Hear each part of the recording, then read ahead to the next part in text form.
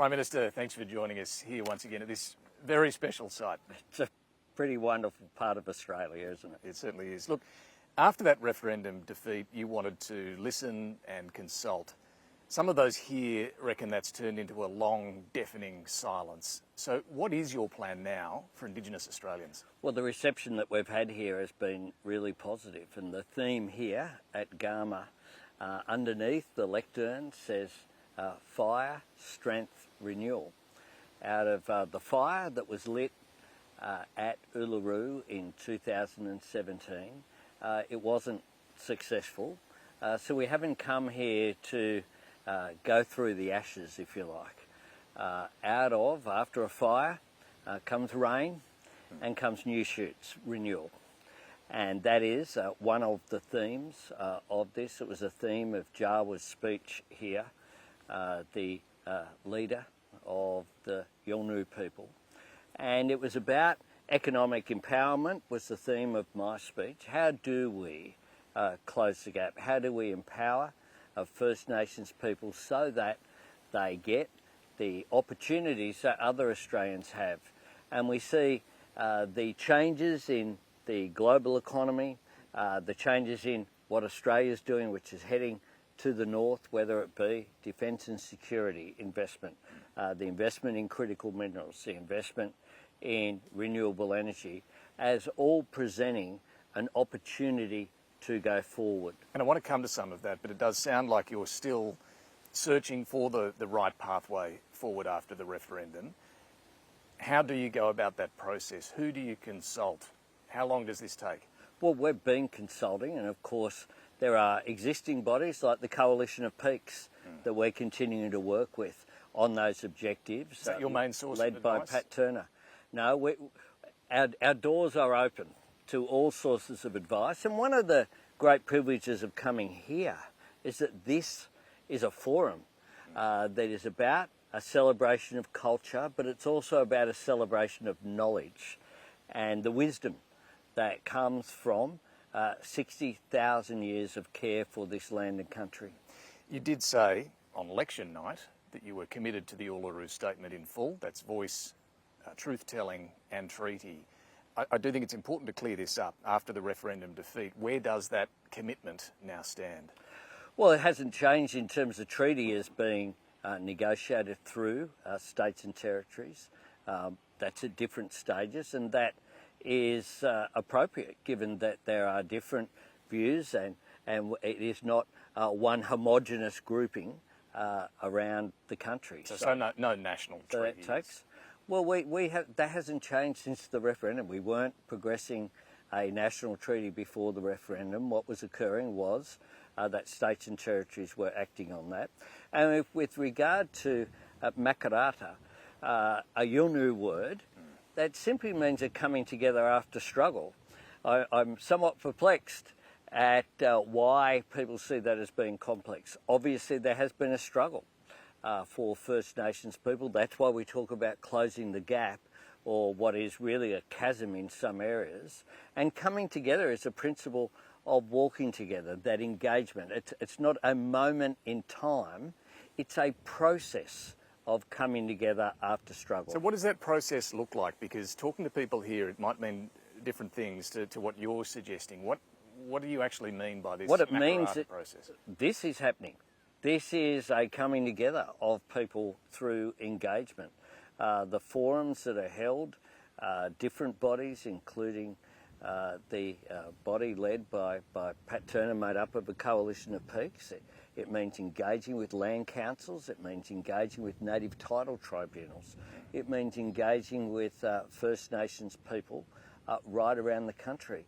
There are different needs depending upon whether people are in urban communities like my electorate. The needs of people in Marrickville that has a sizable First Nations population is very different from here of the Gumaj clan of the Yolngu people. One of the architects of the Uluru Statement, Pat Anderson, says that you should be embarking on a Truth and Justice Commission. Are you saying it's not that? That's not what you're going to do? Well, that's not what we have proposed. What we've proposed is Makarata just being the idea of coming together. So it's talking to land councils. That's what we want to do. Talking to well, groups engaging.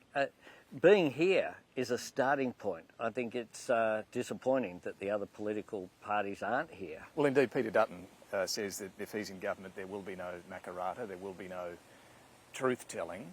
So if you are re-elected, when you say there will be Makarrata, you're talking about simply, as Prime Minister, engaging with different Indigenous groups. Ongoing engagement is what we do, a coming together. Now, that might take forms as it evolves. What does that mean? What it means is I don't preempt it. What it means is listening to and respecting First Nations people and then responding. We know that what we've been doing up to now, where more than half or more than 2/3, tragically, of the Closing the Gap targets currently aren't on track to being met. So we can't just do things the same way.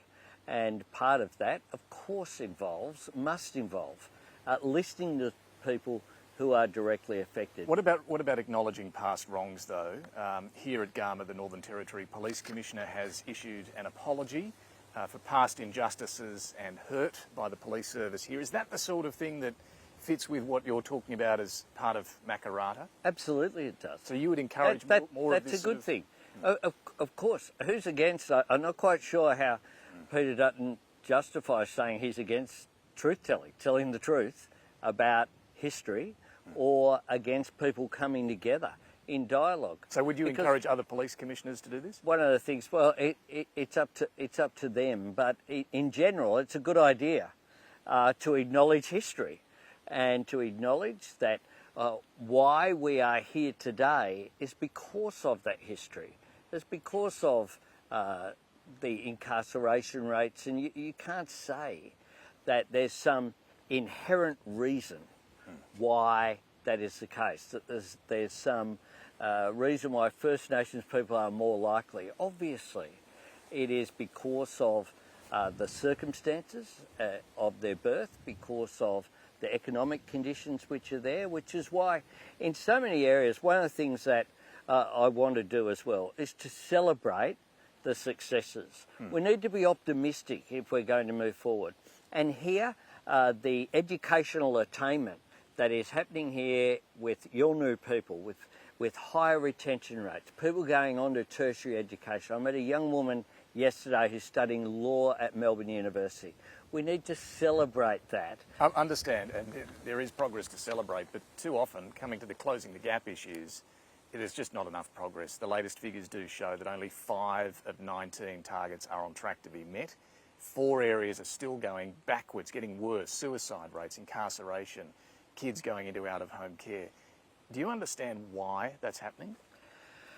Well, there has to be structural reasons why that's the case. You have intergenerational disadvantage. If you have people born into an existence which doesn't have a secure roof over their head, that doesn't have access to education, that has different health outcomes as well, the rates of so many diseases are so much higher in Indigenous communities, then that is because of structures which are there, which is why we sought to listen to the request from Indigenous Australians. Now, so now what do you do? We accept the outcome. Well, we continue to listen, not through a voice to Parliament. We accept the outcome, but we continue to work.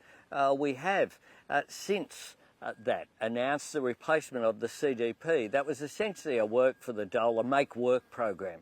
We've replaced that with the remote community and economic development program. So real jobs with real training. But as you say, real wages and conditions. So that's part of it. $4 billion into remote housing. I'll come to that as well. The argument for the voice from you and your ministers was that it would deliver better practical outcomes. I mean, your health minister said it would reduce suicide rates, for example.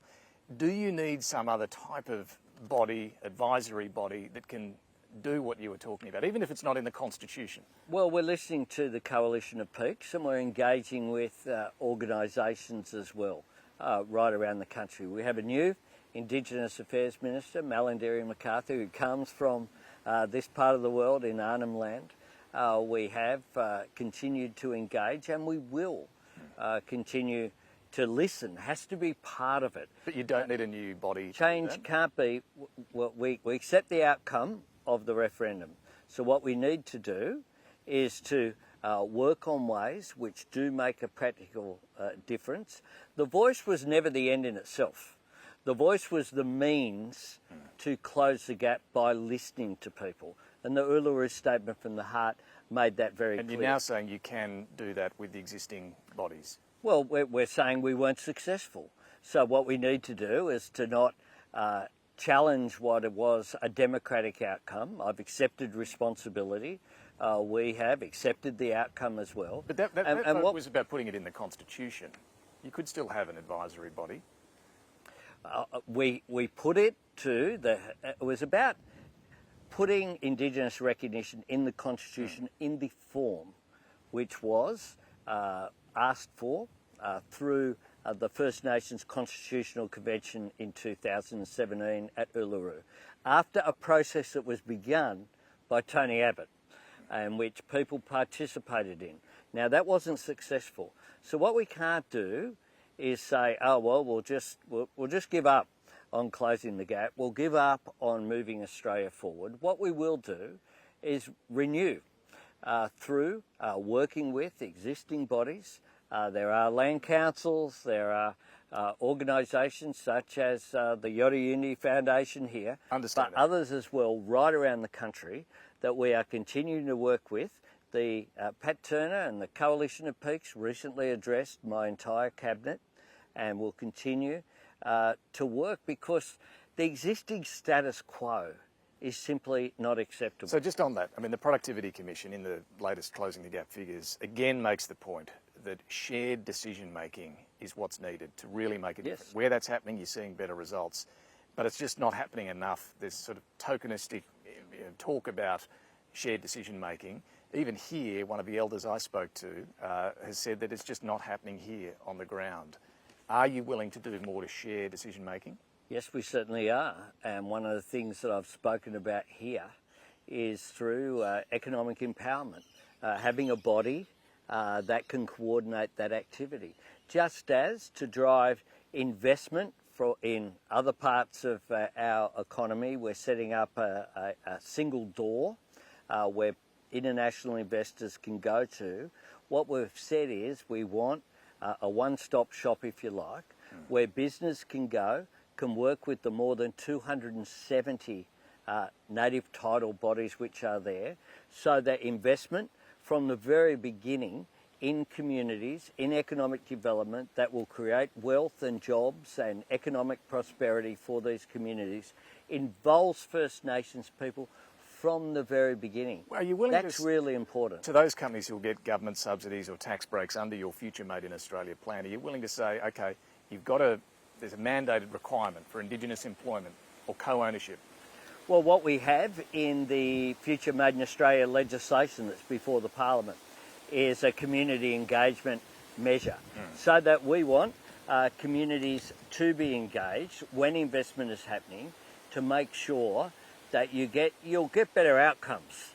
It's no different, this principle, from the general things that most Australians would take for granted. If something was happening in the community in which they live, there'll be a consultation process. That's engagement, but I'm asking whether you'd be willing to say there's a mandated requirement. You're getting government help, you've got to employ a certain number of Indigenous workers. You know, one of the things that I find, David, here, including from the many businesses who are here, is they're engaged. They're up for it. And whether it's companies but not everywhere. I mean, this is a particular example where it has worked, but not everywhere. Well, whether companies like Rio Tinto and Fortescue and others have employed significant numbers of Indigenous Australians and are ensuring that they get training and opportunities. It's part of that social contract that they have. I mean, the resources that exist below our lands are owned by the Australian people. And therefore there's an obligation to leave the entire nation better, and part of that has to be engaging with First Nations people. And by and large, what I find is the private sector as being very prepared to engage, and that goes not just for large businesses as well, but the opportunities that are there for small businesses to grow. One of the things we want to do is to increase home ownership for First Nations people as well, and they're the sort of programs that we're working on housing, you have committed money to Northern Territory remote housing along with the Territory Government. What about remote housing in the states, WA, Queensland, South Australia? Will the Commonwealth fund that? Well, we're already funding through our $32 billion Homes for Australia plan. Some of that will go to social housing, which will be for Indigenous Australians in areas like the Housing Australia Future Fund. But I'm talking about specific remote housing funding. That will be delivered through states and territories, through our Housing and Homelessness Agreement as well, has specific provision in there to make sure that we're delivering. The Northern Territory here, in terms of remote communities, has an acute issue of shortage. And the Northern Territory, unlike the wealth that frankly has been created in Western Australia and Queensland, the Northern Territory government's fiscal position means that there's a need for the federal government to step up across a range of areas, and that is what we have done. Just generally with housing, in terms of reaching your overall target for the nation, one of the problems we're seeing is not enough workers in residential housing construction. Building costs are huge, they're driving inflation. A lot of workers are perhaps understandably taking bigger pay on big infrastructure projects. What do you say to the idea that maybe there needs to be a pause on some of those big infrastructure projects so more homes can be built? Well, you don't pause an infrastructure project that's underway. That's a recipe for making sure that the costs... But if it's still on the book, still on the making sure that the costs are considerably increased. What you will have in places like New South Wales, a range of the projects are reaching conclusion. Infrastructure is important for our growing communities.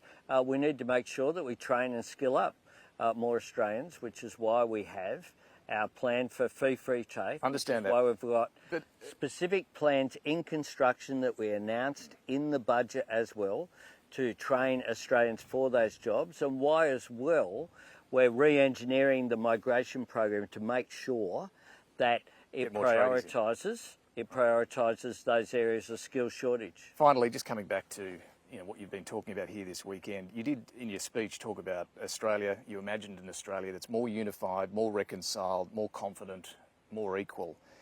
Do you honestly think Indigenous Australians are more reconciled and more unified than they were before the referendum? Because speaking to some people here, I've had women tell me that the racism that they experienced that was brought up during the referendum really hasn't gone away.